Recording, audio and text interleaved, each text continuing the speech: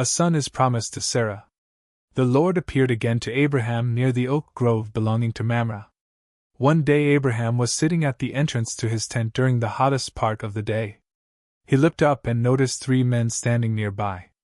When he saw them, he ran to meet them and welcomed them, bowing low to the ground. "My lord," he said, "if it pleases you, stop here for a while. Rest in the shade of this tree while water is brought to wash your feet.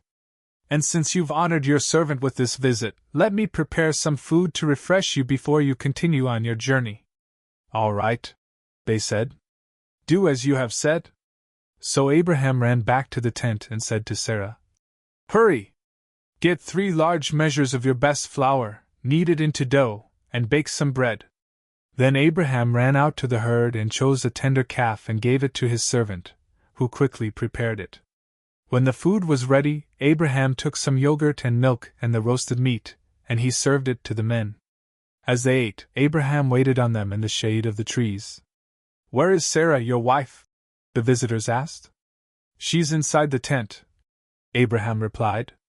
Then one of them said, "I will return to you about this time next year, and your wife, Sarah, will have a son." Sarah was listening to this conversation from the tent. Abraham and Sarah were both very old by this time, and Sarah was long past the age of having children. So she laughed silently to herself and said, "How could a worn-out woman like me enjoy such pleasure, especially when my master, my husband, is also so old?" Then the Lord said to Abraham, "Why did Sarah laugh? Why did she say, 'Can an old woman like me have a baby?' Is anything too hard for the Lord? I will return about this time next year, and Sarah will have a son." Sarah was afraid, so she denied it, saying, "I didn't laugh." But the Lord said, "No, you did laugh." Abraham intercedes for Sodom. Then the men got up from their meal and looked out toward Sodom. As they left, Abraham went with them to send them on their way. "Should I hide my plan from Abraham?" the Lord asked. "For Abraham will certainly become a great and mighty nation, and all the nations of the earth will be blessed through him. I have singled him out so that he will direct his sons and their families to keep the way of the Lord by doing what is right and just. Then I will do for Abraham all that I have promised." So the Lord told Abraham, "I have heard a great outcry from Sodom and Gomorrah, because their sin is so flagrant.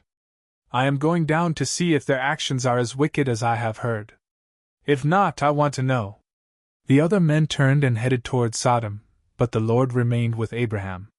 Abraham approached him and said, "Will you sweep away both the righteous and the wicked? Suppose you find 50 righteous people living there in the city, will you still sweep it away and not spare it for their sakes? Surely you wouldn't do such a thing, destroying the righteous along with the wicked.